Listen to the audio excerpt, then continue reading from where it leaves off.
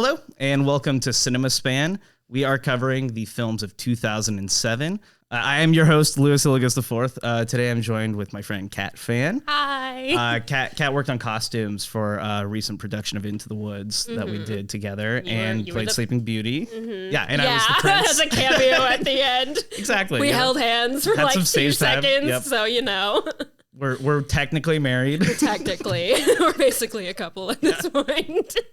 But yeah, Kat's joining me today to talk about 2007 cult classics. Yeah, well, for me, something. definitely one of the movies more so than the other. Whether you're a member of the cult, that it is a classic too. Is as well. And like it's just like movies in general and the kind of how they depict like at this age, like kind of young women in 2007. Both very different, but like it's just like both were obviously catering to very different audiences. Yeah, I mean it's definitely an interesting moment for like redefining kind of like feminine ideals and stuff like that. So you know, a bit of it is like it gets into like the boys club stuff of just like, can we just remake movies that like, you know, like would star men and like we just let the women do it. Right? And then there's one that's obviously catered towards the other one where it's obviously catered towards girls, and what is it that we can make this marketable but also like, you know, reclaiming some of the you know, like the feminine like beauty, you know, and that's something we'll discuss about as well, but like both very different but very interesting films, especially for something that's like mid 2000s essentially. So what were you doing in like 2007? I was really young. I'm gonna age myself, but no, I was young too. Don't worry. So I was like what, like 9? Yeah. And so I was like 9. First of all, so obviously, like of the two movies, the Bratz one is the one that was the most appealing to me because that's the one essentially marketed towards girls my age. Of course. And so that one I have a lot of history with. I grew up with it. Oh yeah. Yeah. So in my like my friends and I, we in my friend group, we each had our own, like we were assigned each our own doll. Yes, so we were you're gonna be this one in the group, you're gonna be this one. I was Jade. Yes, because she was the Asian one. But you had to be, right? Like, I had to be. But like, no, we that was kind of my introduction to that. So I already knew the dolls. So I already had a couple of the dolls. And then when the movie came out, obviously I went to see the movie. In comparison to Smiley Face, which again, I was 9, so... You weren't seeing that in the theaters? No, I was not. Maybe my brothers were, but like, I was not. Like, unfortunately, I don't think weed culture... appeal to a 9-year-old's taste. Well, I mean, I even think Smiley Face was more of a Sundance film because I read that it premiered there and then it played for like a week in Los Angeles. Very much an independent film. Yeah. It's obviously an independent film because there's no way. Just something that would gain traction, like, you know, any of the Harold and Kumar's or Cheech and Chong movies where it's just like they're dumb, fun, but they're not like, you're not supposed to take it too seriously either. So. Yeah.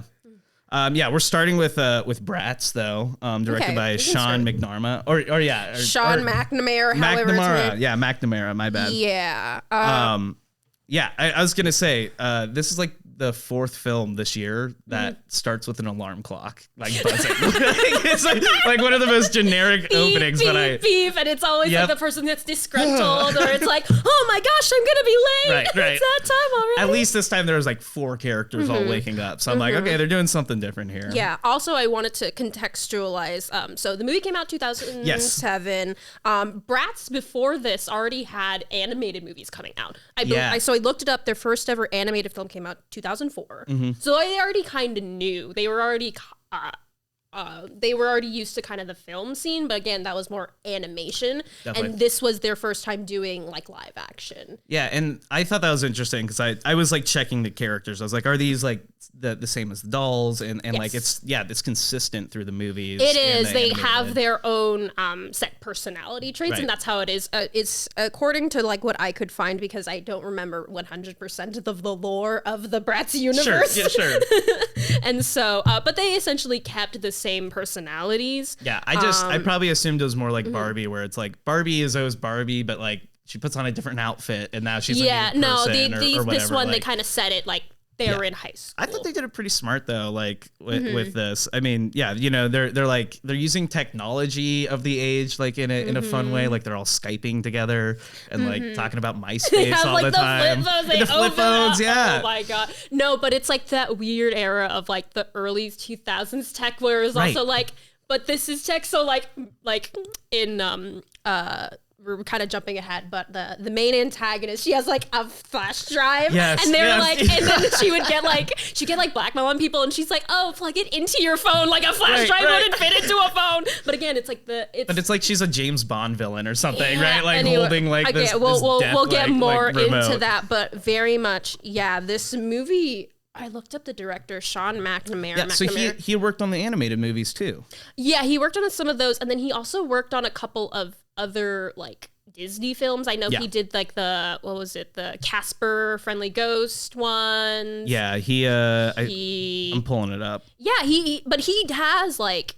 He did Raise Your Voice with Hilary Duff. Yeah, with Hilary Duff, like a lot of Hilary Duff stuff. Soul Again, Surfer, like very Sweet young, Life, the movie. Young adult to like teenage, like movies obviously catered to kids. So like he knows what he's doing. Definitely, and he knows work for hire stuff, but like also, I mean, this movie has a ton of personality in it. Yeah, like I was totally surprised by the humor because I think you could enjoy it as a kid. Mm-hmm. And like without knowing a lot of movie tropes, it's still pretty generic and like, you know, will guide you through like a bare bones story about finding yourself and, you know, embracing friendship, you know, like all those normal things. But but there's this underlying like, you know, they've got all these signs saying like obey and submit and stuff, which is literally pulled from like They Live. I have a poster of it over there. And it's just like Meredith, who is the antagonist, who is also like the class body president or whatever. Yes. And she literally like is like her dad is like reading it like how to make like how to run a prison for dummies. Like, and she's like obviously very authoritarian, very much it's like it's this way or you will not fit in, the system will not work. But it's awesome just to like you know even get that idea into like a kid's head that like you know the cliques around you and stuff like you know or you know they're trying to pull you into something that you're not, right? For those who don't know, the Bratz movie, if you've never seen the Bratz movie, this is your only exposure to it. We're kind of going in like around and like whatever. It's totally good. It is the four main girls that is Sasha, Chloe, Jade, and Yasmin. Yes. Four best friends. They are all starting and entering high school together. Yeah. They have been established that they are all best friends and they are all very eccentric with the way that they dress and the way that they kind of like perceive themselves as like feminine. And so... they go to high school, but in this specific high school, it is run by Meredith.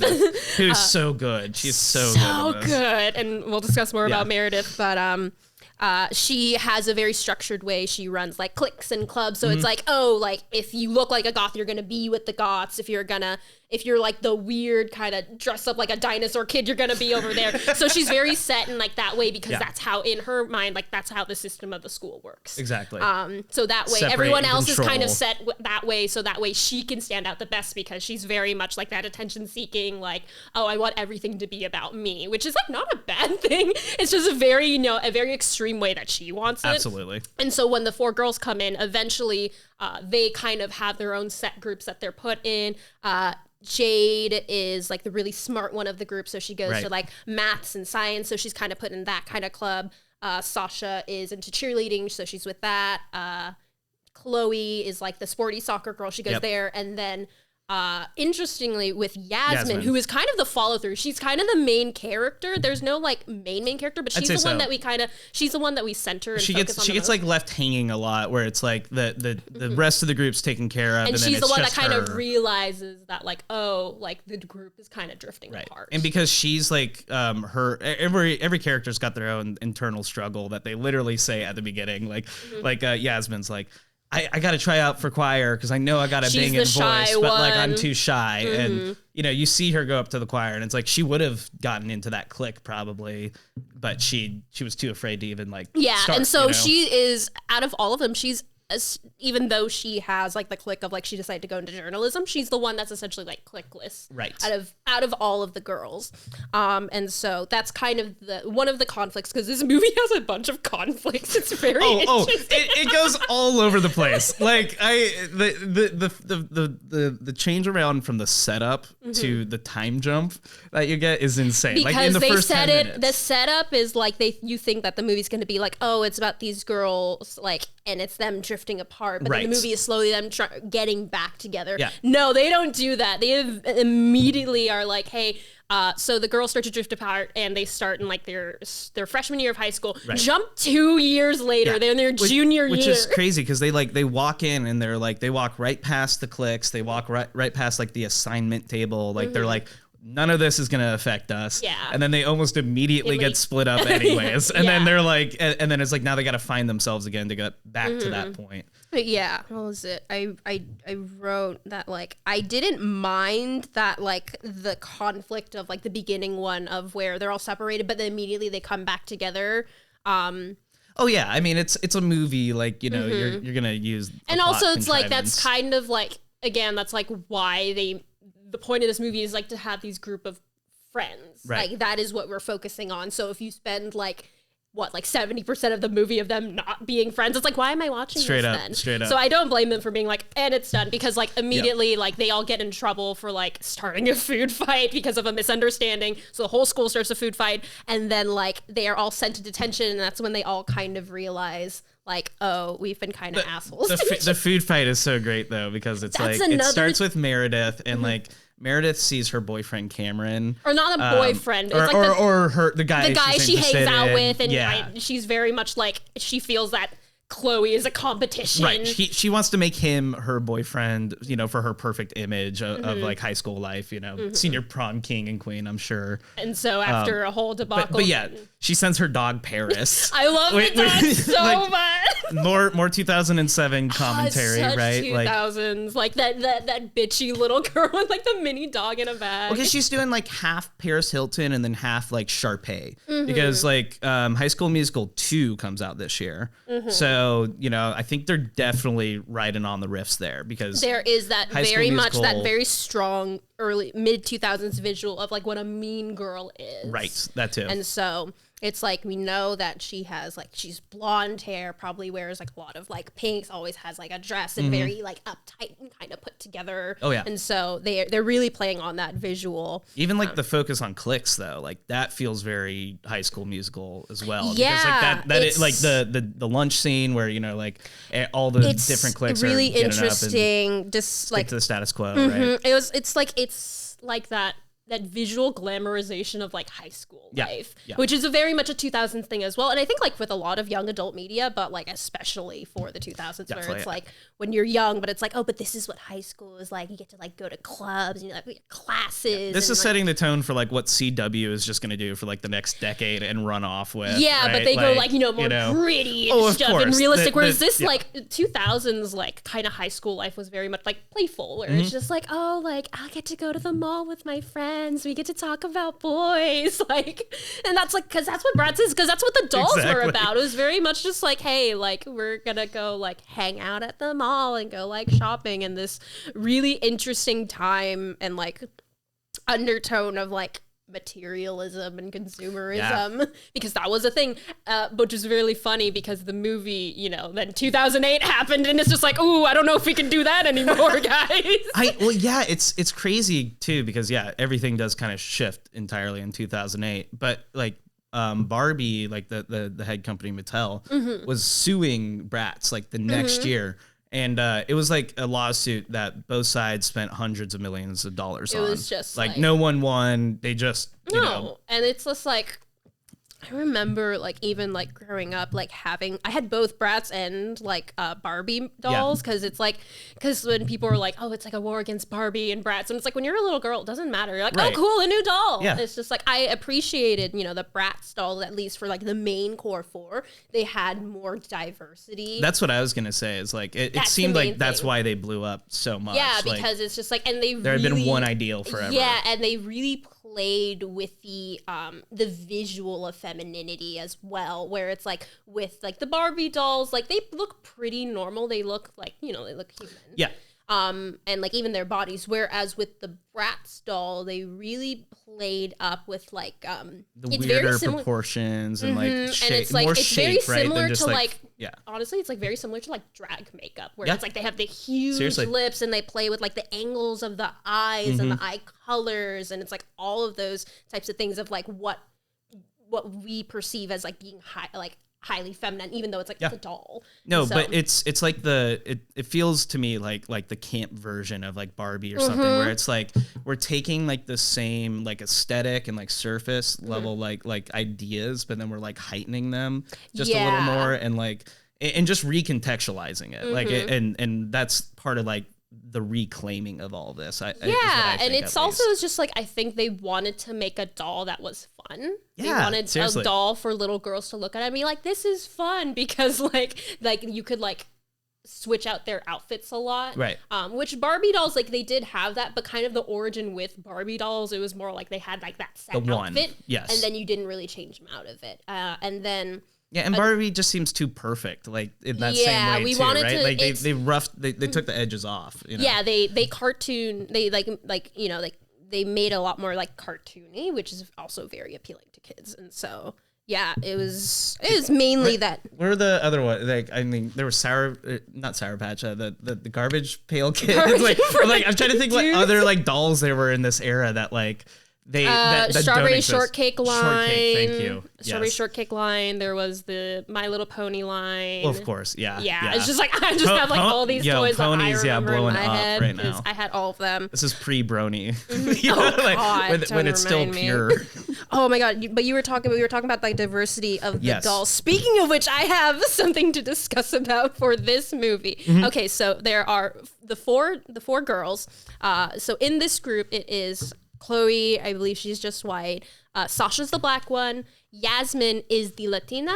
And then Jade is the Asian one. Interestingly, so I remember the biggest issue, even as a kid, I was able to recognize this, is specifically for Yasmin. She is Latina. But if you look at the doll, if you look at the design of the doll and compare it to the movie, she's dark skinned. She is darker skinned, and she's a brunette. Well, like I think everyone like they really played up their whiteness, it seems like, in the lighting and the makeup. Yeah, like, because some of these actresses, like I've looked them up and I'm like, they look like more ethnic like in real life or in other roles, than in this one. And so movie, but so with Yasmin, I always, even as like a little kid, I always saw her as like Mexican/indigenous Afro-Latina, because she's darker skinned. Yeah. And so it was really interesting for them, the movie to come out, and it is like the actress, she is Latina, she's half Latina. It was she's from Madrid, and she's like half Spanish, half Australian or something like that. Right. So she is,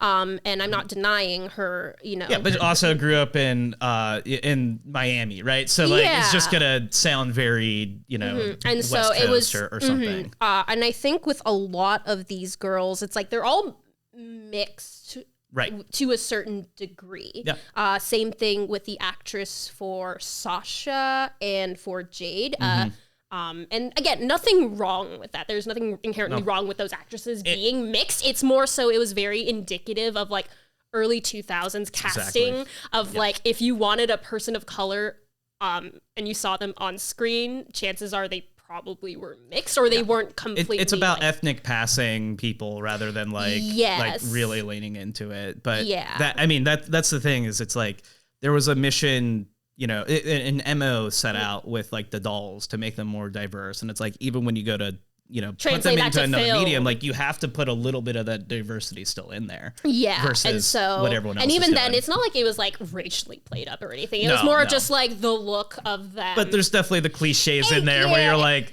when Yasmin is at home with her family, like I swear, listen, I'm not Latina, so I don't know. Maybe Latin people do that, but I'm also like, she hey, runs can downstairs. you tell she's Latina?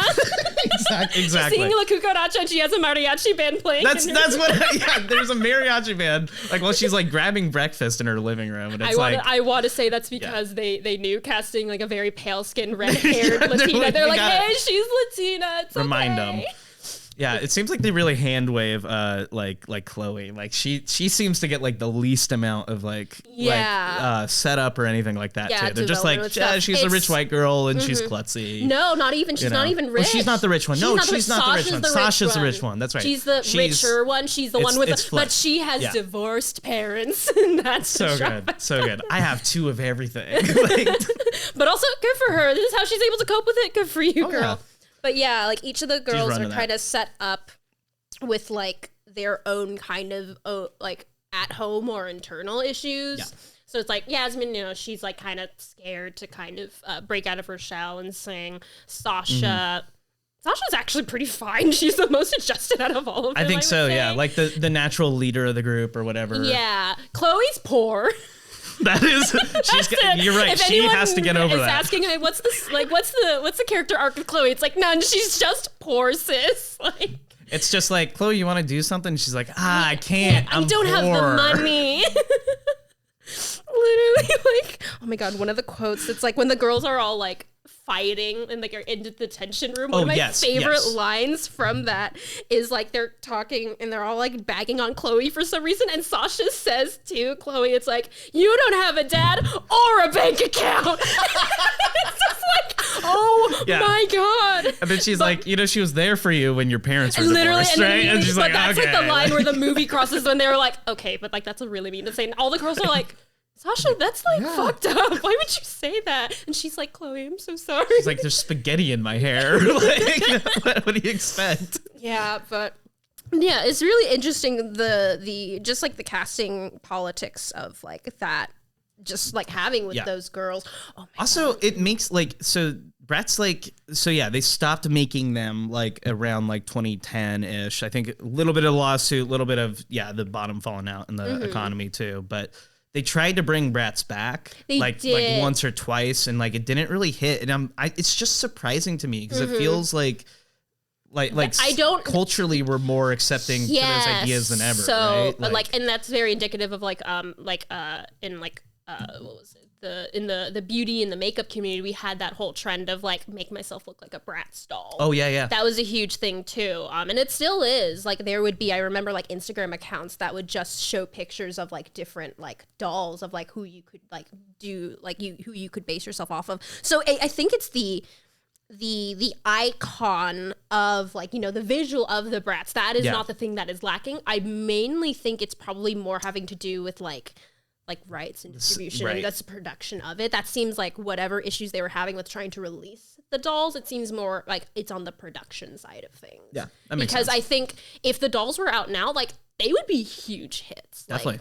Like even not just for like young girls, but like I feel like people even like my age or like, because again, we have that nostalgia for like the Bratz doll. It's like, oh, I used to have this. Yeah. And like, especially for like doll collectors too, because you have a huge like audience of like doll collectors, doll customizers that would absolutely love to play around with it. Because I watch a lot of like doll customizers as well, where they take like the bodies of like base dolls and then they just painting paint on it, they draw on it. And that's a huge thing. That's why I like other dolls like Ever After or like Monster High are like really sought after because like they're good bases. They're good bases. And so probably the same thing would happen with Bratz because of like the customizability with it. But like, I don't know if like they would ever. It just feels like, they would be like the type of company that would like have a non-binary doll and like, or, like they would just like be trying to like play into like what is like relevant, like. But like even just like the fashion of it, like kind of, and that's another thing with like this kind of 2000s like appeal to this movie is like the like kind of the maximalism of their fashion and like kind of how weird their fashion is, but it was so really visually strong. That's why it's kind of stuck still today, and also why it's having a comeback. It's been like 20 years since the 2000s. Yeah, I mean, and so, 16 since 07 specifically. So, so it kind of comes back in waves, right? And so again, like the visual of it's really strong. What did I write down? I wrote down that like it was like it's a mix of like different like it's a lot of colors, but it's not only that, it was a lot of like different like prints. So you would have like animal print, you would have stripes, you would have plaid and polka dots, but it was also like a mixture of both like form-fitting silhouettes while also baggy. And so like a good like kind of like visual for that is like in the dance montage with the girls when they're like performing for the talent show or they're getting ready. It's like they have like the really form-fitting like tank top, but then they have like the baggy pants. Yeah. And so they really would play like for 2000s, they would play with a lot of those kind of silhouettes, which is again, like I feel like that's something that like just is visually something that feels nice or it looks nice because we're like, oh, okay. So it's not just all like slim fitting, like it's like having viewpoints in the outfit, right? Like different things that are accentuating different qualities. They would have like fabrics, accessories, right? They would have different textures as well.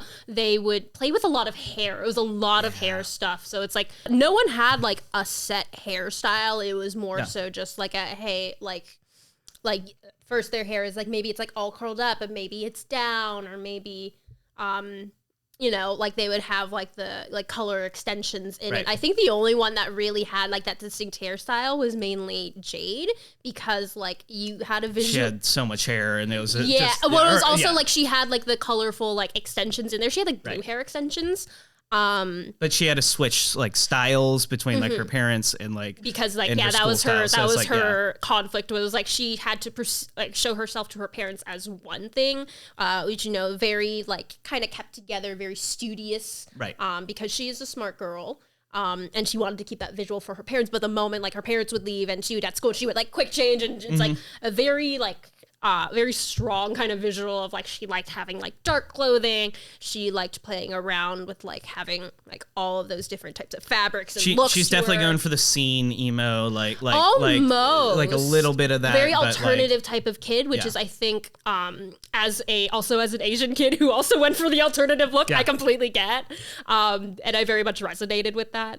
But yeah, I want to say, and it's not really like in this film entirely, but in like just films in general, it's really interesting with like the depiction of like Asian kids and like how to make them visually different is like they have like dyed hair, or like they have like, even though it wasn't like her hair, you know, it was like an add-in, it was like a clip-on or whatever for her hair, it's still something to show her visually different, being like she's Asian, but she's like a different type of Asian. And I can say that because I'm an Asian with dyed hair right now. Of course, so it's like, of course. Yeah. So I'm like, I know what tree I'm barking at. It's all good. But yeah, it was just really interesting. I thought the hair thing, it's a really good point, because like I think we were getting out of this era where like people were like still all doing the same haircut, right? Like Friends is on air, and it's like you're doing one of these like 3 or 4 variations on like a woman's haircut, you know, and like this like, I mean, now colored hair is like is just like it's a normal, right? But like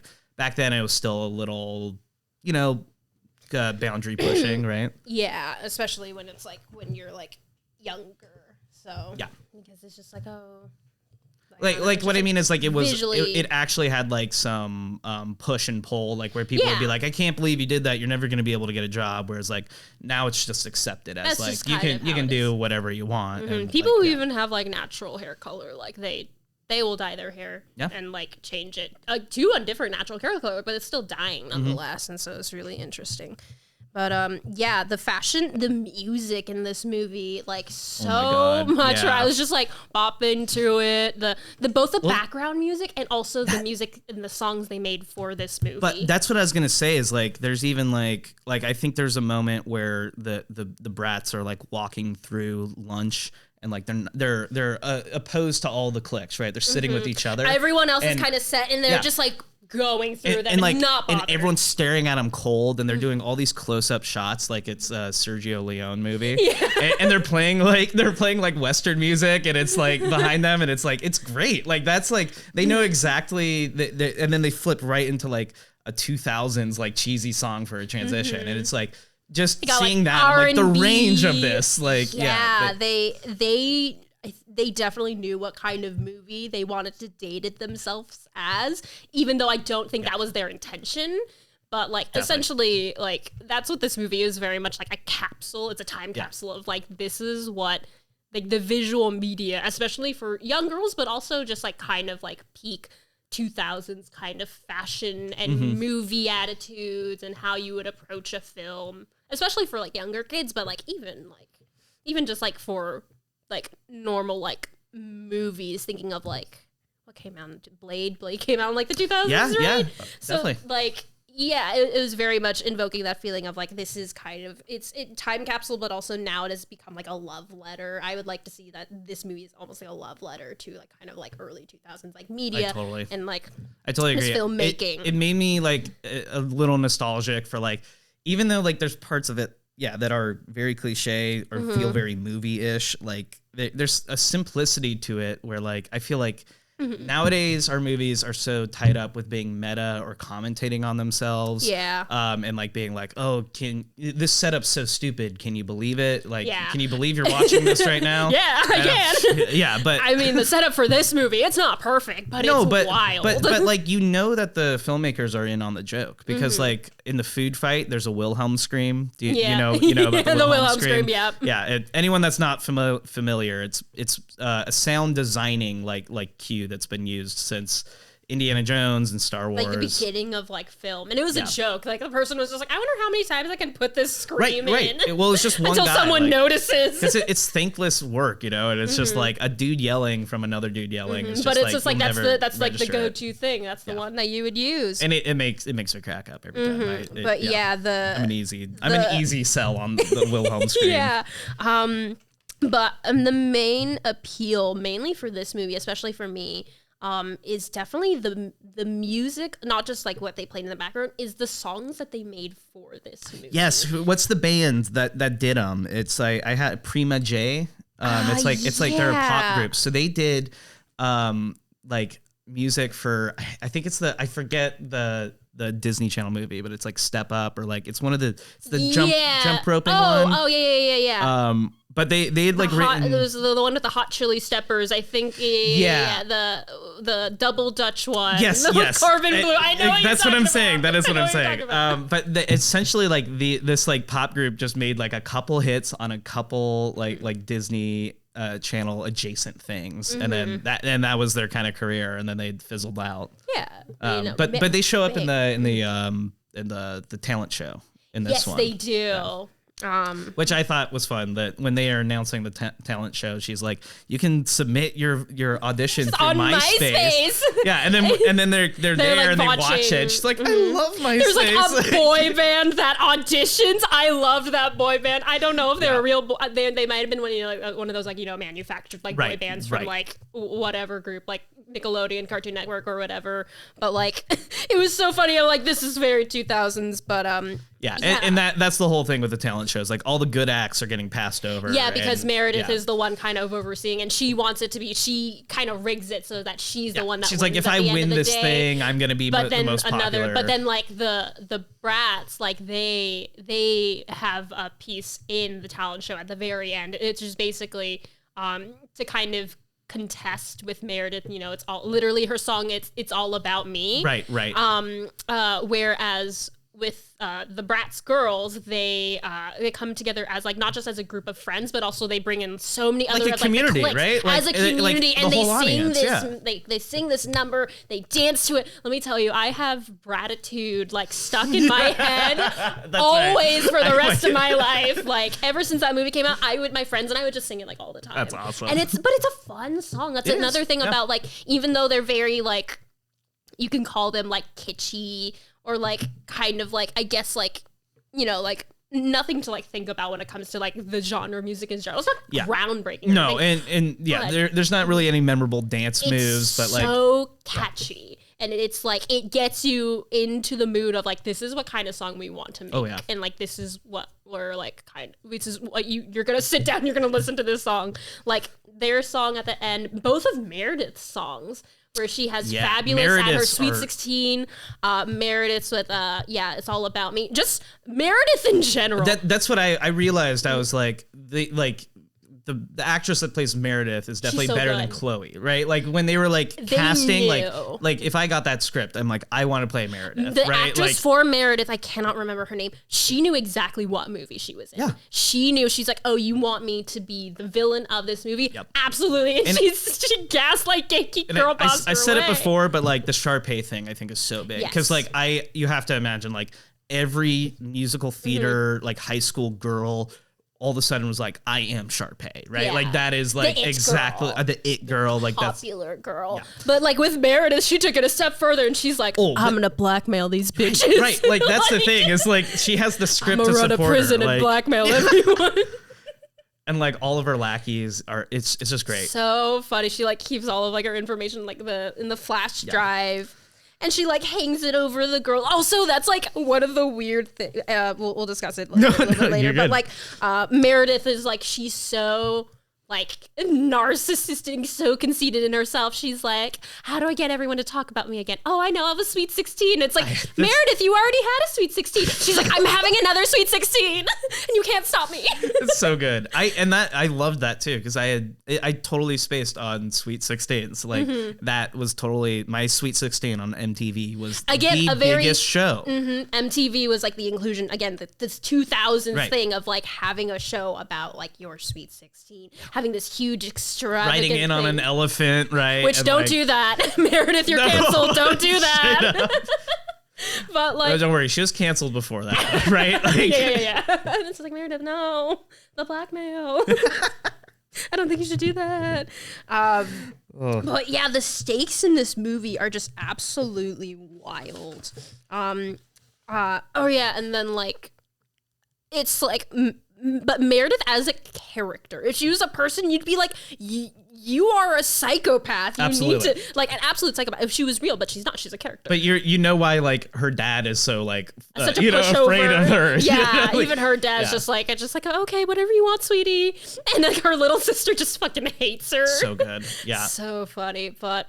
I thought that the little sister thing would like come up in like a bigger capacity, like she would be part of the downfall. But it's just she's just kind of there to quip and like like she's got a line in there where she's like she says some really shitty like cheesy line, and Meredith rolls her eyes and she goes, "Those are the jokes, people. Those are the jokes, people." That is very much straight to the audience. Like you're not getting much more than that. Law, like essentially. Yeah. I will say I do, because the main love interest that they primarily focus on is the one for Chloe and the one for Yasmin. Right. So for Chloe, it is a boy named Cameron, who is one of the dolls. He actually is one of the dolls in the. He is one of the guy dolls in the series. He's one of the characters in like the Bratz universe. So that's probably why. But Cameron, like, he is friends with Meredith, but Meredith gets jealous every time she sees Chloe and him hanging Cameron. out. Yep. So that's like one of their things. And the main one they focus on is a guy named Dylan. Yes. Which I feel like Dylan is a very interesting character as well. Yeah. Well, so there's this meet cute, like where like they run into each other into like the hallway. And she's like, "Can't you see?" And he's no. It's like, hey, hey, don't you? Or aren't you blind? Or, are you blind or something? Because they like run into each other, and he, the character is, I don't believe the actor is. I could be wrong, but the character is like deaf. They made Dylan. They made a deaf character. So he can't hear her, but he can read lips really well. I think the way they try to make this character is like he probably was someone who got deaf a little bit later. Exactly. In life. Yeah. He didn't he wasn't born. He knew how to speak and like. Yeah. So he's like he knows, but I think it's like over time he kind of lost his hearing. Yeah. Because he can play music and he can do a bunch of other things. He can read. Right, and he says really like well. I miss like hearing the piano and stuff like. So I think that's what they were trying to go for, but they run into each other and she's like, "What are you, blind?" And he says, "No, I'm deaf." And she's like, "What?" And he signs like, "I'm deaf." And she's like, "You don't look deaf." And she's just like, "Well, you don't look ignorant, but you can't judge a book by their cover." Absolutely slaughtered in that hallway, Yasmin. Dead. I'm so sorry. You did deserve that, but damn, girl. How do you recover from that? Yeah, you don't. That's why it took another 2 years for them to get together. You know, she was like, "He hates me." Like, oh my God, he hates me. I was ableist to him. But no, like I still like my friends and I still think about that quote to this day because it was so. That's the thing. Funny. It's like it's a perfect movie contrivance where it's like, you know, you probably wouldn't even say are you blind to someone, but it's like it just sets him up for the perfect. And it's just like hit no. back. And he's doing like what? He's like listening to the speakers. Yeah, he's like kind of like getting into like DJ kind of music. And that's stuff. what I was gonna say. The music director teaching him to DJ though, like killed me. Like that. It's another funny. 2007 thing where I was like, only here would like a guy be like, maybe you could Yeah, absolutely. Yeah. It was just like, hey man, you gotta feel even though like he would already know like all of that stuff. So it's like, why are you teaching this 17-year-old boy how to listen to speakers with his hands? I've been deaf for like a decade, but now I don't know how to do anything else. Yeah, like I'm stuck at that point. Like, at least that. For its time of when it came out, it wasn't like wasn't he was at the butt end of the joke. It wasn't like any like punching down or anything. Absolutely, it was just like he's just a character and he's like this. And I'm glad that it's the same with the Bratz. Like you don't feel like their family scenes are like like playing too hard into stereotypes in a way. Like even with Jade, like you get like right off the bat like her mom doing that classic. And it's like, honey, like right. You get a picture of you. Yeah. But like her mom's really only there at the beginning, and then at the end to be like, oh, I get it. I see my daughter. I see, like I'm proud of my daughter. And it doesn't really play up to any like specific like stereotypes. Right. It doesn't get into hurtful territory. No, it doesn't. Because that wasn't the intention of the film. And so they're just like, we just want to make a movie about these girls and being friends. There's a fun bit so once after like kind of detention-y, like where all the cliques are kind of coming together, where they have a mingling montage. Well, like is what they call it. I think it's like mingling montage. It's like the nerd beats up one of the jocks, and it's like and he's like, yeah, you should try out for football. Like but it's like the girls, once they realize the grip that Meredith kind of has on their school, they're like, how can we kind of break this? And so they have like a montage of like trying to get the groups and the cliques into different things. And so like one of them is like getting like the soccer group to like wear like heels and walk around in heels, and they're obviously struggling, but they're like, but Yasmin's like, I know you can do it, and like you'll be able to play in stilettos by the end of this. Is it Jade teaching the jocks math? But no, it's so funny. So the sequence is she's like trying to teach the math, or she's just like, all right, this and then this number equals, and they're like, I don't get it. And she's like, okay, so she flips the board and she does it in like football terms. Exactly. And then she's like, well, you have how many circles and how many X's? This touchdown is like how much? And at the end, like it's so funny. Plus a 2-point conversion. Like and then the dude's like, they're getting better, and it's so funny because it cuts to one of the dudes, one of the jocks, and like he gets his test back and he shows it Jake C+, and he's just like, yeah. And all of his buddies are like, yeah. And Jade's cheering on with them. It's so funny. It's great. But that is like the beauty of it, like because I do think the characters are well rounded enough that like Jade, she is smart, but she also is really good at making costumes, and making in there too, and exactly, like they just show like. They do belong to one clique, but they belong to more than one clique too. Yeah, you see their personality traits, and like with like Chloe, I would say probably out of all of them, Chloe's probably the least developed of them, but that kind of just happens when you have a group of 4. And with hers, where it's like she's klutzy, right? But she kind of uses that activeness to like she's really good at sports. She's very good at what she does, and she's a very good like supporting and loving friend. She like helps out her mom when her mom's having trouble with stuff.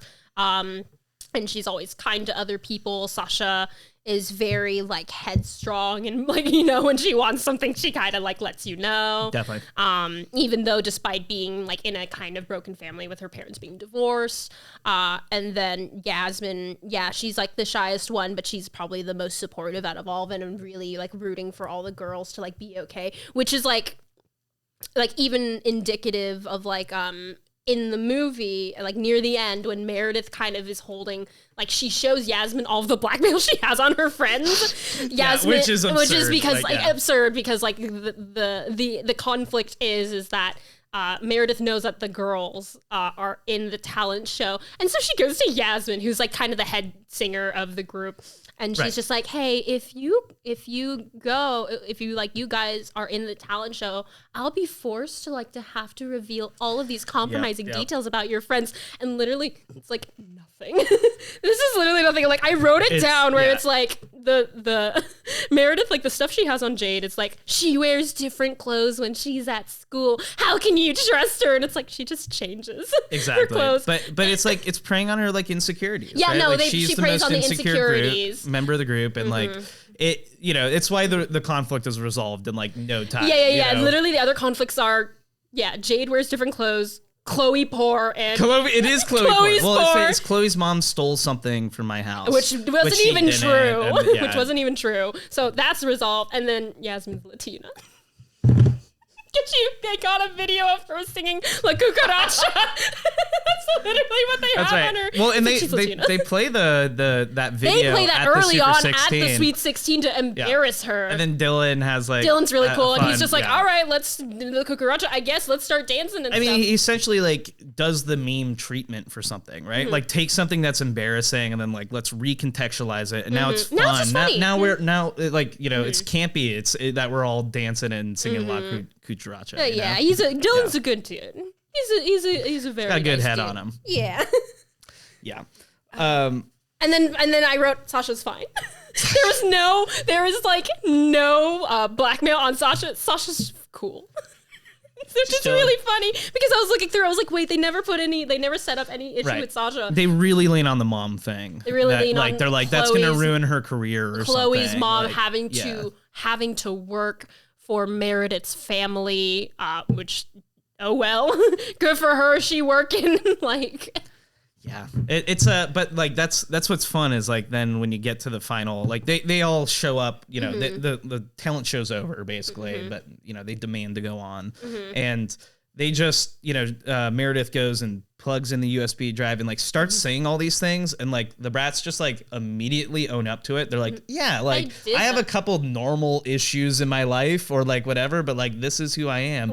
I don't want, and now that people know that, I don't want that to hold me back anymore, because again, the through line of this movie, the message and the theme is like being authentically yourself. But even better is like then like other people in the audience get up and start saying they start doing like, confessionals like they're in a fucking like they're in a fucking like an anonymous group. They're just like, hi, I'm blank, and so basically it's kind of building up. It's all mundane stuff too with them. You know, like everybody's just like, I could be a little better in my life. Like one of the nerds is like, I cheated on like my test and my midterm and my final. It's so funny. But yeah, it again, like the message overall for this movie was very nuanced, considering like the kind of the audience that they were catering it towards, which is like young girls like I was. But it's the whole like being yourself and not having yourself like kind of pushed into be one specific thing and only be seen as that. And because if you're kind of pushed to play a certain role, then like that's kind of the expectation that you're given of like, that's all I can ever really play. I can only ever be, you know, the smart kid. Right. And then you're this caricature of like the thing instead of like the actually nuanced You're your own individual with like nuances and kind of how you see and approach things, was exactly what all of the Bratz girls were doing for this film. They didn't, unlike Meredith, you know, she wanted to be the best one, the popular one. And so by having herself kind of be elevated, making herself feel better about herself, she kind of pushed everyone into specific cliques. Yeah. And then even the people that are in her friend group, obviously she like pushed down and looked down on them. Whereas the Bratz girls, they never wanted to be like better or worse. It was just like, they just were, and they just wanted to be friends and hang out. And then they kind of saw how dysfunctional, like, setting everyone to be specific, like, in groups were. And they were just like, that's not fun. Yeah, I mean, exactly. Meredith is splitting, like, this high status, low status thing. And it's just, like, no status, right? Like, how about equality? You know, like, they really said unionize. Like, unionize. we're gonna do that, or it's like it's like communism or whatever. It's not communism, but it's basically they're like, well, everyone's the same. I was gonna say, you know, the Communist Manifesto has a big thing to do with the Marxist, with Smiley Face. Marxist Manifesto. You know, like, we can absolutely, like, I mean, I could talk about the Bratz movie like all day. But like, I don't want to take up too much time because I know we do have to discuss about Smiley Face. But yeah, did pretty good. Long story short, if you want to watch a stupid but fun movie about these young girls, and like really dated in like 2000s like filmmaking and costumes and attitudes in general, watch the movie because it's fun. Like, because you hadn't watched it before. I hadn't. I was trying to figure out like if I had, because there's a lot of stuff I watched like with my sisters as a kid. Okay. Like watched a lot of Sailor Moon and like Winx Club and like I probably did watch a couple of the Barbie like direct to video movies at different points, but like again, it's just like what do you remember and what like catches, but then like you sat down to like watch it. Yeah. But this was, I had so much fun. This was so much better than I expected it to be too. Right. Like, and yeah, like I said, they know what type of film they're making here. And there's jokes for like everyone in this too. Yeah. It's solid. And like, that's kind of, I feel like because it was so authentically of like what they wanted it to be, that's why it has like that cold following now, because even though I looked it up, this movie was technically considered a commercial failure because it didn't do well or like as much as they wanted it to do. No. I think the movie cost like 20 million and they made back 26 million in the box office, which is not great. Like you want to make double your budget. Yeah, that's usually what it is. But I'm sure they made money back on DVD sales. Probably because this was kind of, and you know what, especially with like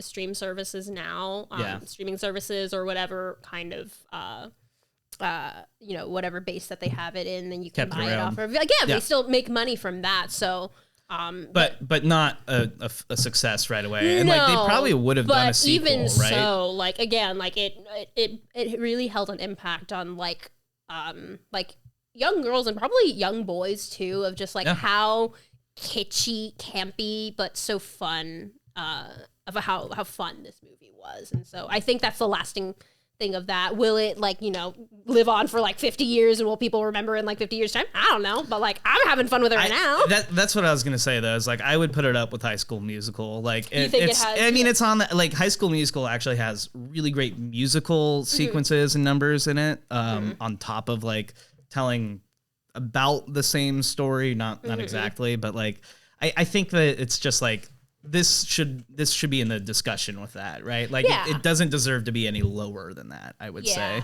or nowhere higher too. Yeah, but very interesting for mid 2000s era of showing these girls, because they're high school students, but like kind of their mindset of like what they wanted to focus on, and rather it just have a movie about them like going shopping or like going to the mall. They did more than that. They were like, hey, we want to have these girls kind of have a story arc of like trying to fit in, but also how to be yourself as well, and how it's okay to be unique and be an individual without being kind of pushed into a box. Finding their own agency and all that. Yeah, exactly. And even though there might be a system that's telling them what you should be, like who, like that's different from like who you actually are and the kind of person you are. And so, and even like the difference between how you dress and then like what clique you're in, right? Like, because it's fun seeing like the one other thing is like after the 2-year time jump, like they're all still the most stylish in their clique. Yes. They don't like, give up on that. But they're not like the former versions of themselves. Exactly. But yeah, again, a very nuanced kind of message for a movie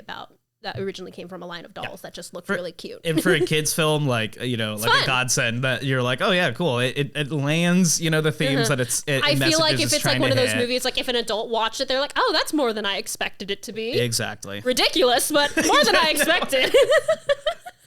But if you had to watch this 20 times, like with your kid, like it would, you'd probably grain at you. It'd probably grain at you. But like for me, I would be good. I'd be like, yeah, that's fine. Put it on again. I was going to say, you're the one putting it on in the first place. You're going to get used to this. I'm good with this. I'm the one that shows it to my kid. The kid doesn't show it to me. I show it to my kid. Yep. But good fun movie. Yeah, it was great. Yeah. Okay, cool. We'll take a short little break. Yeah. Come right back with Smiley Face. Yeah. Oh boy. Oh boy. Oh boy. Smiley Face.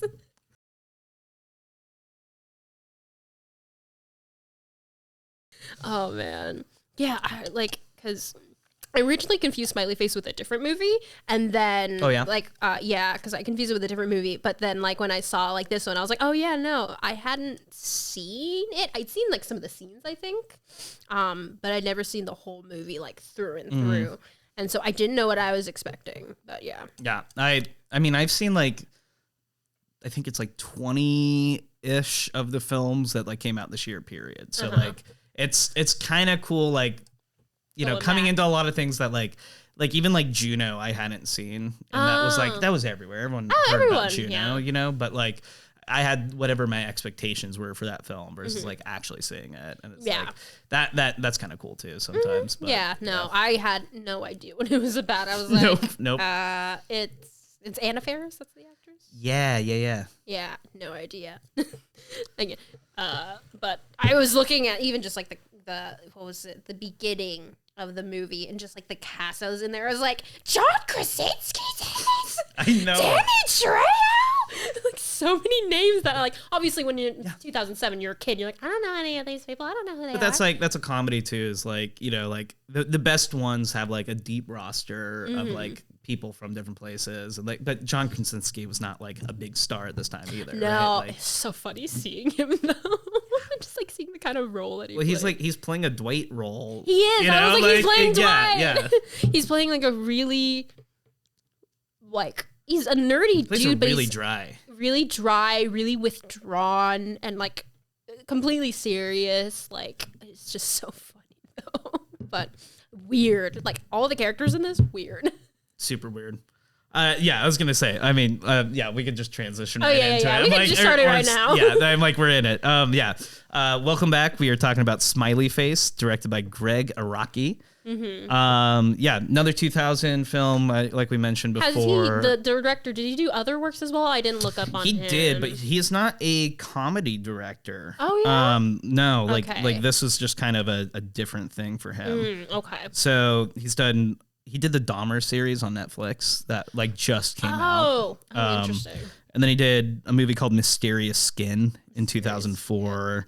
It's got Joseph Gordon-Levitt. Is kind of when he was doing like the Brick thing with, you know, that noir film that Ryan Johnson It's really made. interesting because like even though like the easiest thing to kind of deem this type of movie is like comedy, I saw a lot of like really uneasy like horror elements to it as well. It's like I straight up like comedy, sure, but like it's grating. Like this is it's so uneasy. It's an 85-minute film and it feels like a 2-hour film. Yeah, like at least or like more. It was just like because every situation Anna Faris is in, you're like, I was so stressed the entire time.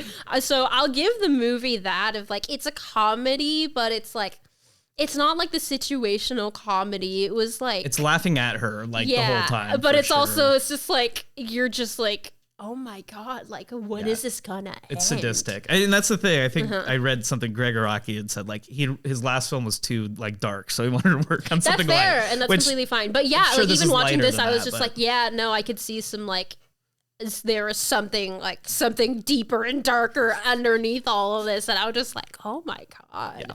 But so this movie.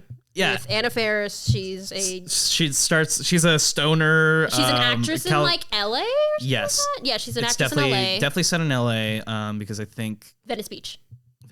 Oh, that's right. I was thinking the Grove, but I think that they go to the Grove in Bratz, don't they? Yeah, they go to the Grove in Bratz. Yeah. But both are technically set in. You could say sunny LA. It's an LA double. Baby. But they're at the same mall. They just miss each other. No, but it's about she's like an actress, but she's not she's not like it's really interesting because most movies of like having an actress in LA, you would see her like really in that grind, just going to different like auditions and trying out for different things and like trying to get connections. With her, it's literally just the character of like Jane.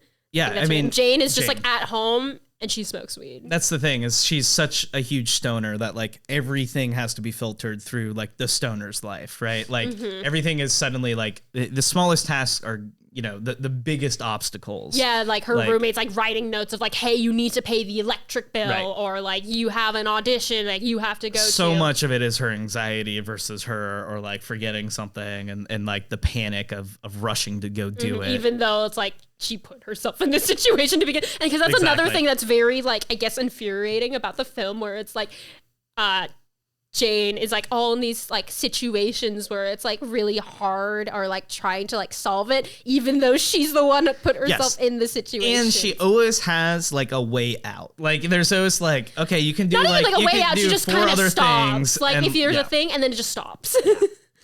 Because like the main setup of this film is that she is at home and she's wake and bake, so she's already high, and then she gets the munchies and she sees her roommate made cupcakes and her roommate even leaves a note like, hey, don't eat these, but she doesn't. But her friends come because her roommate doesn't smoke weed.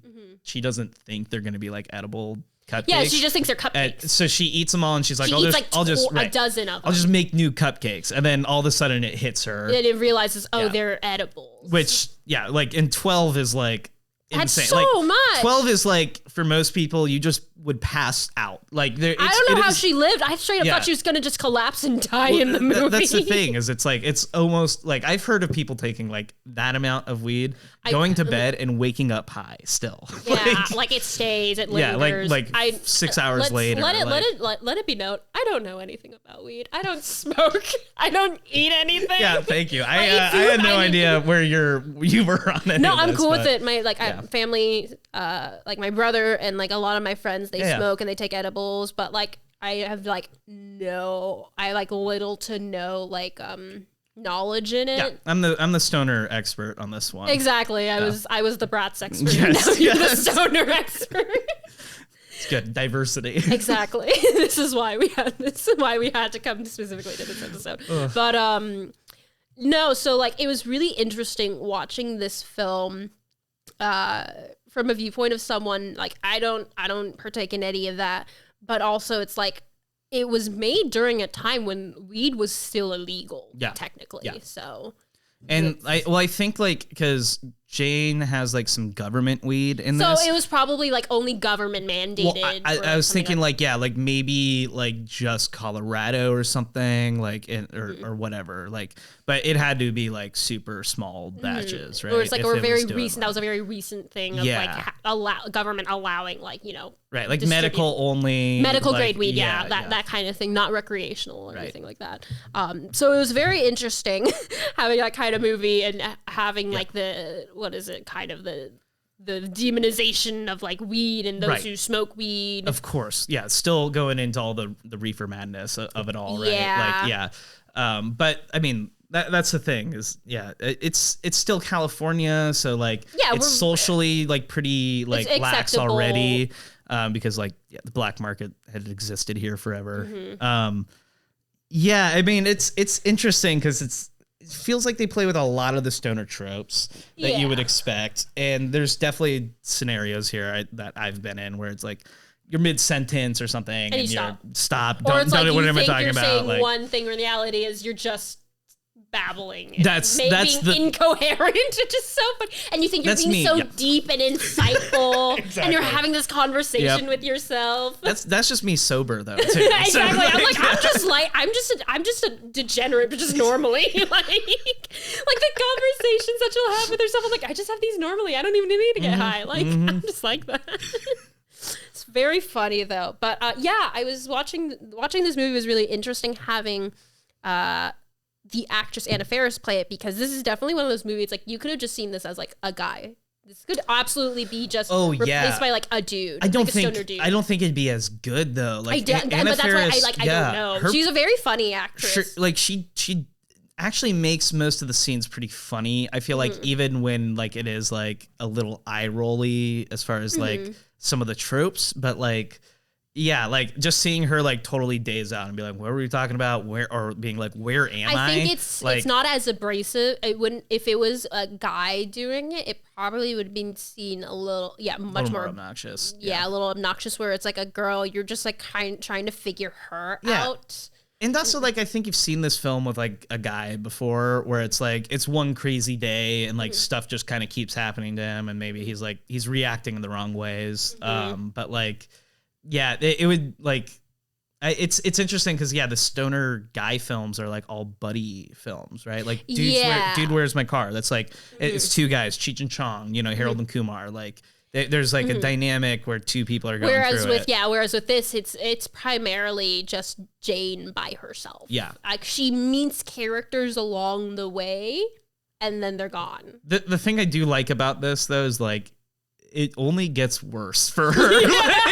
Literally, it's like she has a bad day and it gets worse. Like she cannot like catch a break. Yeah, and like no matter who's and again, helping it's like it's things that in situations she put herself into. So it's just like you have a hard time feeling completely bad. You're just like, I mean, yeah, that's what happened. She like you didn't pay the power bill and she used her own money. Like what was it? Like she used the power bill money to buy drugs so that she could make new weed brownies or like the weed cupcakes, and then like she ended up like completely burning that weed when she had to cook it. And ruining her phone at the same time. Like, and then, that's why she gets her government weed from her stash. But then, and then she remembers that she has to go to audition. And then like because she's stupid and high, she like offers the weed to like she's trying to sell it. She's trying to sell it because she's like, oh, maybe I can make money from the weed. And then she asks like the casting casting agent to be like, do you want weed? And she's like, what the hell is wrong with you? And they call the cops on her,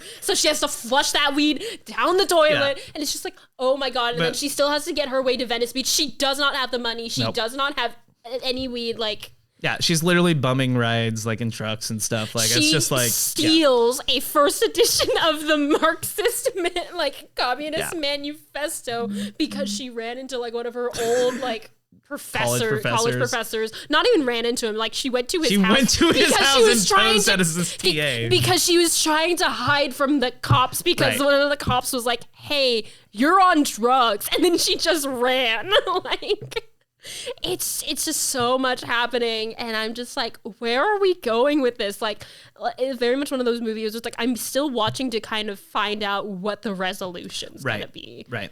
Yeah, but it's just a bunch of scenarios of like, watch her make this worse somehow. Yeah. I mean, and they got a decent cast. Like, the casting agent scene's pretty fun because you have because there's Jane Lynch and they Jane got a Rash. lot of people. Jane Rash, and then what was it? They have a lot of people in this movie. Danny Trejo, John Krasinski. Yep. One Asian Krasinski actor is nuts in this though. Like it's just like it's funny. It's just weird to see him in this pocket because like the withdrawn, very like. Right. And also like his career, like he doesn't go for like comedic roles anymore. He doesn't. Right? He takes serious roles now. Serious roles. He's trying to be Jack Ryan or like be a serious director or like or whatever. Which is fine, but it's like very interesting to see like the process. Yeah, but it's a big shift into leading man, right? Like he was on a comedy sitcom and very much saw himself as a comedic actor and then became like, because The Office blew up and he's like the romantic lead of it. Like, he's like, let's shift a bit. Yeah, let's do something else, like Chris Pratt a little bit too. Like, he's trying to get more married to stuff. Anna Faris at this time. Yes, yes, he was. That you could see that trajectory, but it's interesting because I mean he's good, but he's not like.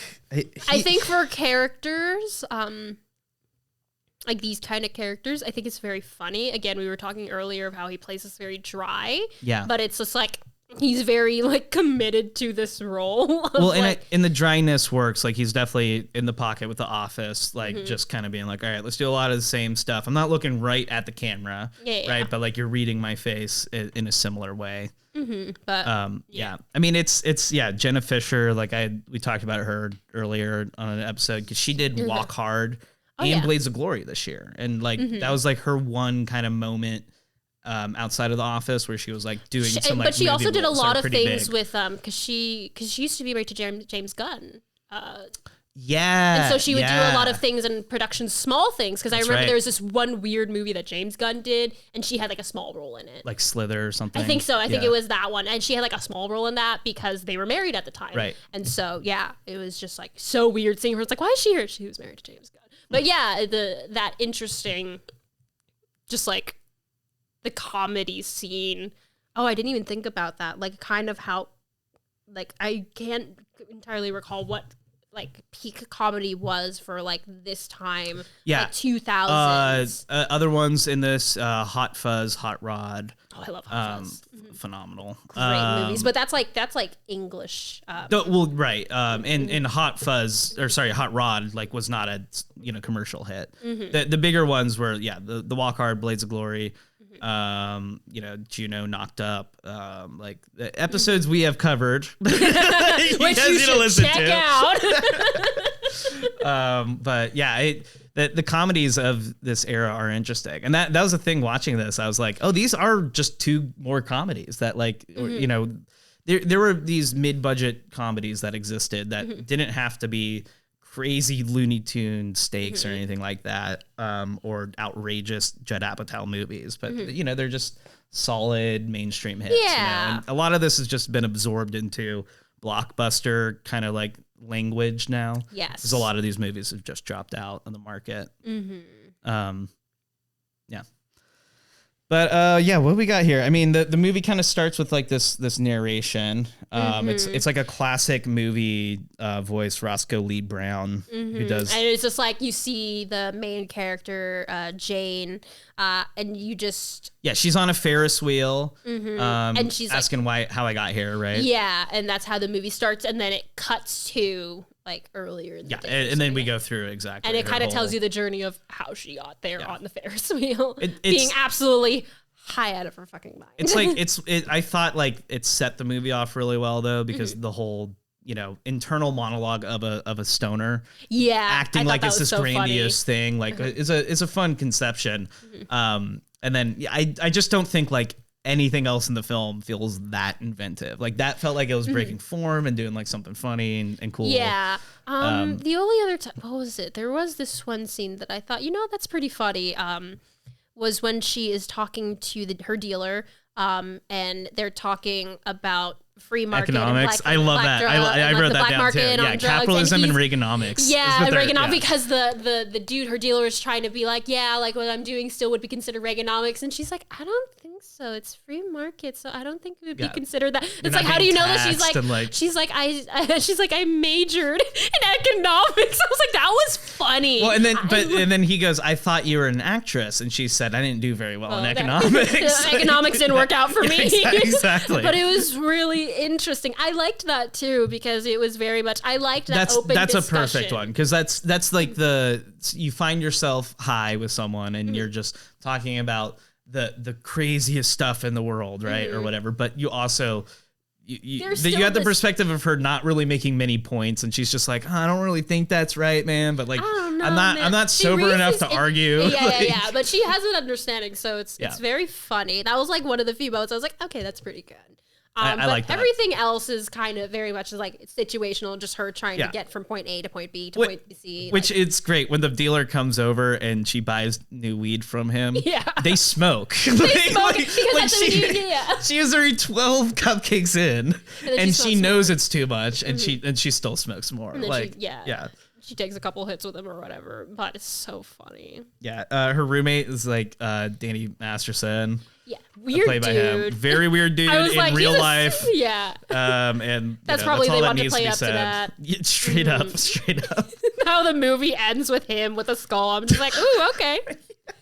Yeah. And I'm like, all right then. He fucks a skull. That's what we're that's what we're talking Everyone about. thinks he looks like a skull fucker. And then he actually is a skull fucker. It's true. Well, yeah, and like that's like another one of like Jane's anxieties are always getting to her, right? Like in her dream versions of things. Like the dealer knows that, he needs to scare Jane into like paying her back. And he's like, I don't know, like she's like, what will your roommate do to you? Like, and yeah. And she's just like, oh my God, you're going to kill me. He's like, no, I'm just going to probably take some of your stuff. I'm not going to kill you. Why would I kill you? Yeah, exactly. Or beat you up. Like, I'm probably just going to take like a piece of furniture. Which again, it really plays at her anxieties, because she just bought this new bed. Right. And she spent like all of her money on. And so it's just so funny. She thinks the bed's going to get taken. And it's like, he was talking about her couch or whatever. Or like the rest of the furniture of the house, like the TV and whatever.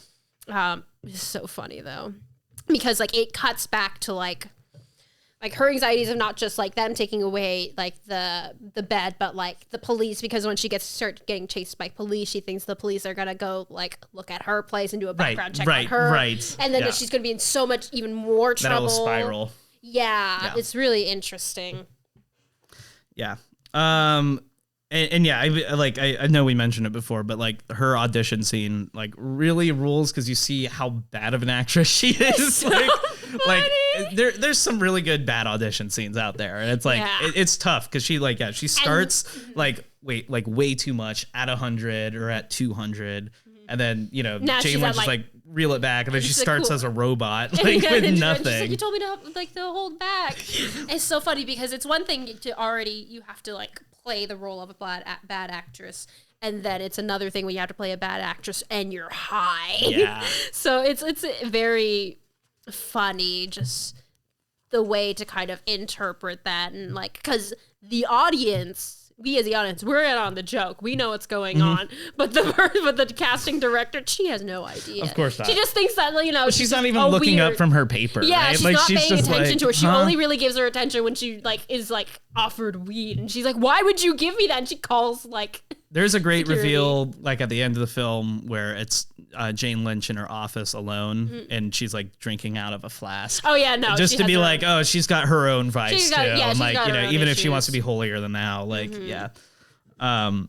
Brevin, which is John Krasinski's character, he picks up Jane, tries to take her because he has a crush on her. No, the movie says they're he's in love with her, and it's literally just well, how'd you fall in love with her? And then it just cuts back to points of Jane just walking around in the in her pajamas in the apartment, literally almost every eating single bag of chips. Literally almost every single shot she was in, she was eating something. Yes.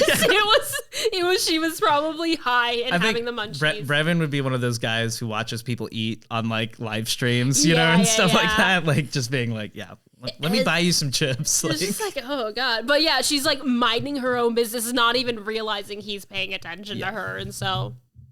Yeah, it was very funny. But he's the last guy in her phone book. She can call, basically. Mm-hmm. Yeah. She has a phone book. It's so funny. I mean, it has 4 people in it. And most of them are crossed out, right? Already. It's just oh man, I can't call that person. Yeah. She's got a really good, a Garfield monologue while she's sitting I will high. say that is the one monologue I do know. Yeah. So I knew that scene. I don't know where I know it from, but. Oh my God. Wait a minute. Yeah. Wait, I think I've seen someone do it in a theater competition. It might be, but I just remember that specific dialogue where it's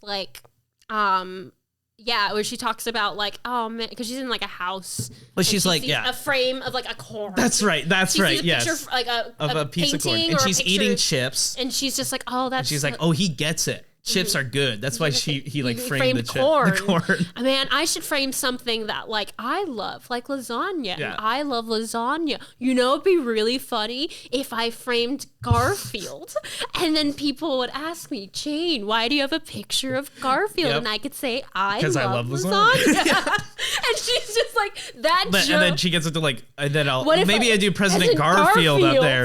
So it's it's meta, and someone will ask me, and I'll be it's because I like lasagna. And again, this entire monologue's happening to herself as she's eating the chips, and just so funny, absolutely out of her fucking mind. I have to say, as far as relating that to me, I have a real life bit that okay, so you know how in your car on your dashboard, someone will put a photo of a loved one there. Yes. So I put a photo of Bucky Barnes, but in military garb, kind of that. And it's and it's got a sepia tone on it, so it looks like my great grandpa. In World War II. Yeah, but it's just Bucky Barnes. I love it. And I did have a cop once ask me about it. Who is that? My great grandfather. And I had to be okay, sir, this is not disrespectful to the force or anything. Let me explain this bit to you. It went over okay. Oh no, that's so funny. Actually, yeah, that's another thing. I could talk about Bucky Barnes all day. I love that character. But anyway, let's go. This is a Bucky podcast. This is a Bucky Barnes centric podcast now. I will talk about my love for James Buchanan Barnes all I want. Oh my God. Anyway, seriously.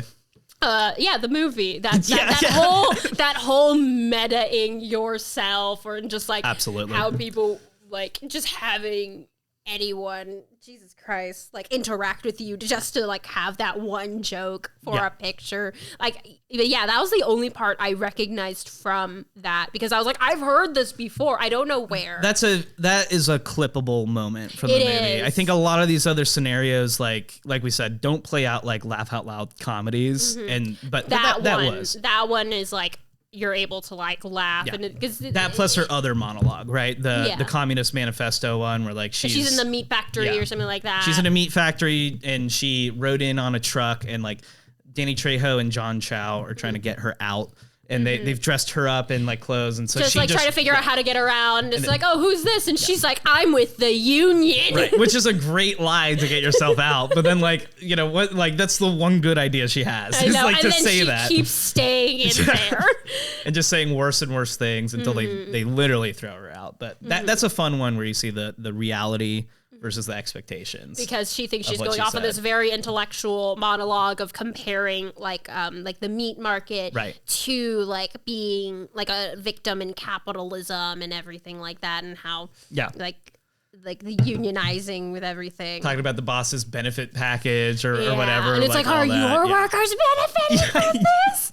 It's very, again, like a good like of this movie, it's like, again, one of those funny moments where it was like, even if it wasn't meant to be completely comedic, it was raising also like there was something in there. It was just like, I think that was very fun. But also it had a kind of an insight to it as well. But then, you know, it rewinds all back, and like then you find out like, oh no, but this is what she actually said. And she's like, you know, like how that and all that bullshit. It's so good. She just says, you know, like 4 times in a row. And like, just great. Shit, man. Like, so funny. Yeah, it's all up here though, you know. I will give to Anna Faris. I don't know if she was actually high during the production or not. Yeah, I mean, but she played it really well. It was one of those questions. Like, I think Jeff Bridges in The Big Lebowski, just like another classic stoner film, and very much like this, right, where it's just like misadventure after misadventure, and he ends up just in situations. Well, he's aimless, right? Like everyone around him is. But with him, rather than being like the anxiety-driven, right? He's the guru. Yeah, he's just like, yep, this just happens. He abides. The dude abides. I mean, and that's the thing. Yeah, Jane does make her situation worse. Whereas like he's just he makes it worse through inaction, and she makes it worse through action. Yeah. But he, as an actor, would say like he would just ask the Coen brothers like before a take, like, you know, did I smoke one before this? And he would just rub his eyes a little bit and then like start. Like he doesn't smoke weed like as a actor. And I think that's one of the best stoner performances like out there. Yeah, I'll have to. It's been a long time since I've seen it, but I know of it. Yeah, it's fun. It's like I mean, I don't know how you are on Coen brother movies, but they're you know, I think it's top tier for some people and kind of mid. It's a for niche.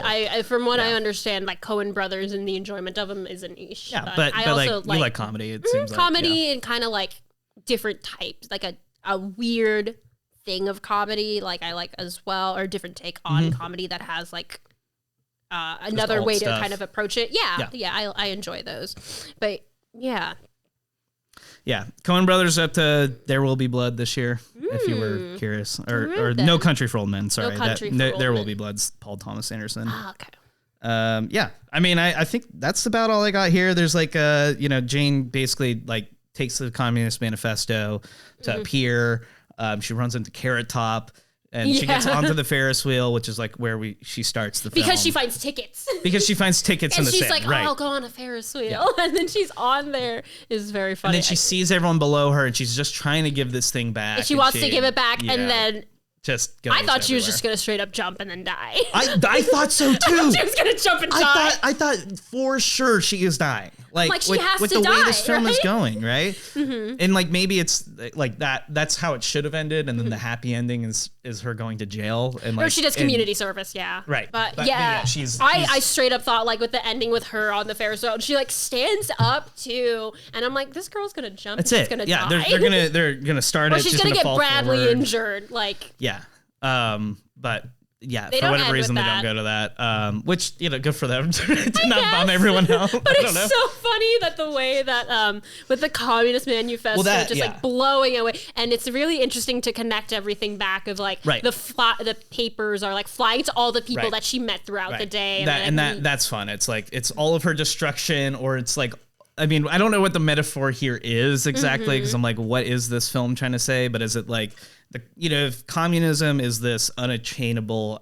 ideal, you know, and like she's up here on, you know, she's at this really high point. She's high physically, and then it all just kind of spills out, and you see it's spilling over everyone. All and the it's always kind of like this done, shared thing as well. It's like everyone kind of experiences that is true as well. Too. Like, because all of them, the thing they have in common is they all had to deal with her. Right. Yeah. And so that's kind of like, she broke a kid's toy, and like he picks up the piece of it and like starts crying. Like,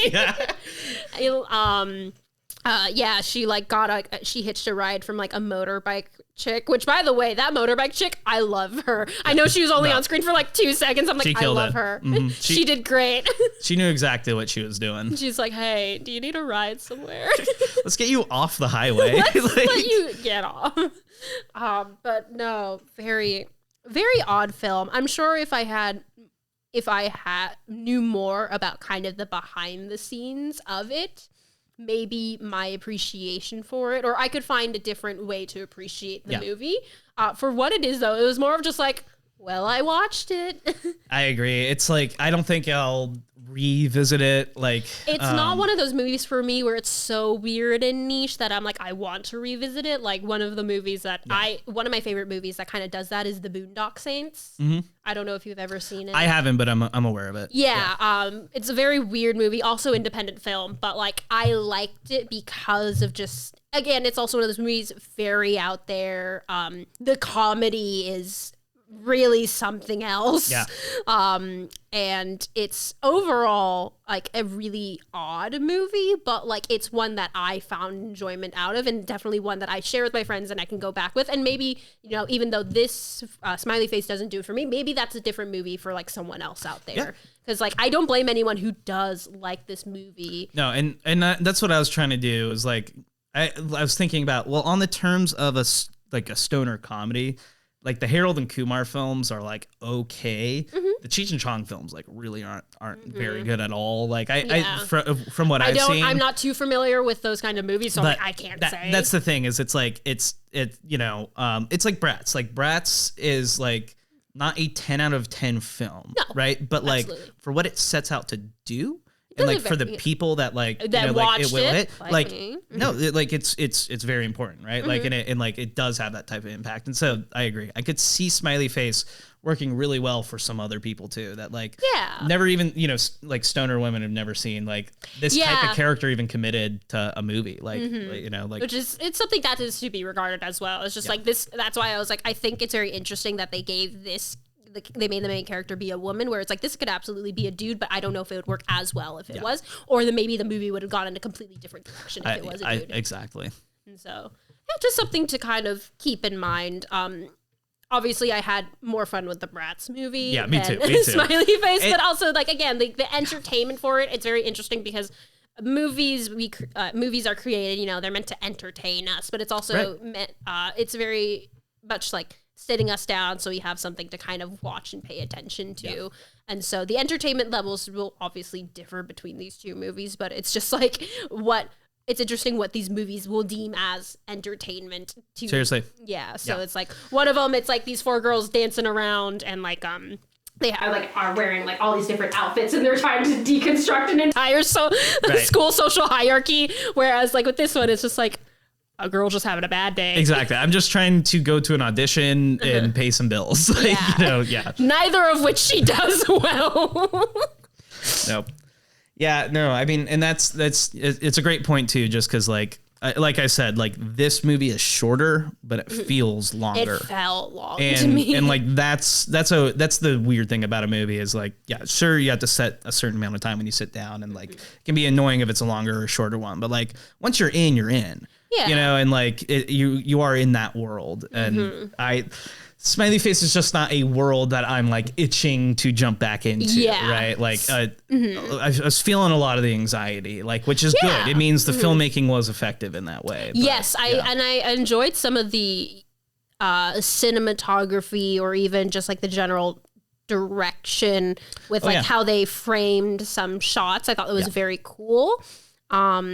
One of the shots that I really enjoyed, is when she's backing out of her driveway. Yes. And like the pillars are moving. Yep. So I'm assuming what it was like is like train they built crossing noises. Yeah, no, stuff. I'm assuming they probably made fake pillars and they're actually moving it. Oh, you think like, so? I think so. I think that's what probably happened, because like the camera's kind of shaking as well, but I feel like they're actually like have fake ones, and they look like they're moving it at least. So it might be behind the scenes. It's like these dudes just like are like, they have fake pillars and they're kind of moving them back and forth as the shot is going. So it's very interesting. Again, it's a comedy, but there's something else going on under there as well. And so hearing that the dude, like the guy who directed this, he said he directed the Dahmer series. Yes, the Dahmer series. Interesting. So I think most of his stuff is just darker. That's what I kind of got from it as well. Which again, like I do enjoy that, and so I think that kind of helped have an edge to it, but also can be a turn off for a lot of people as well who like watch the movie. But yeah, if you want to watch this movie, maybe get high. Definitely be high for it. Maybe eat 12 edible cupcakes in one sitting. And then sleep through it.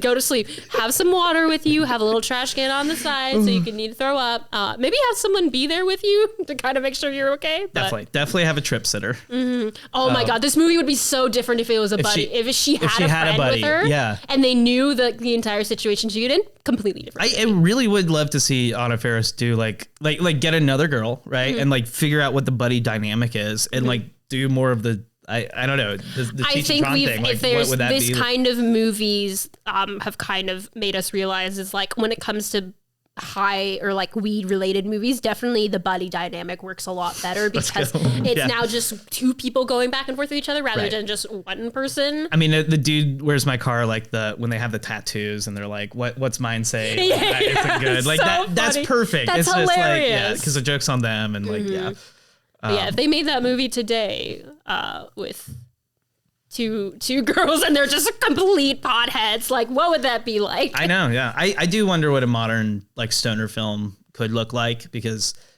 society, you know, the attitudes have changed, right? In just like the context around stoners have changed too. So it's like, you know, can you make a new stereotype like for things? I'd be interested to see that. Yeah, I've thought about it. I've never figured out what it is though. Yeah. Just this stoner movie's cool. This one was okay. I was going to say, thank you so much for coming on, Kat. Thank you for having me. Where can people find you? Like social media, anything like that you want to plug? I just have my Instagram. I don't really I'll do films. Put it in the link and stuff, but Sugar Brush with 2 H's at the end.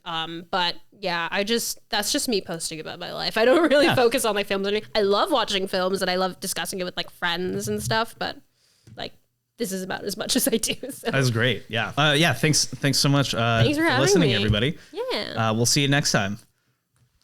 Bye.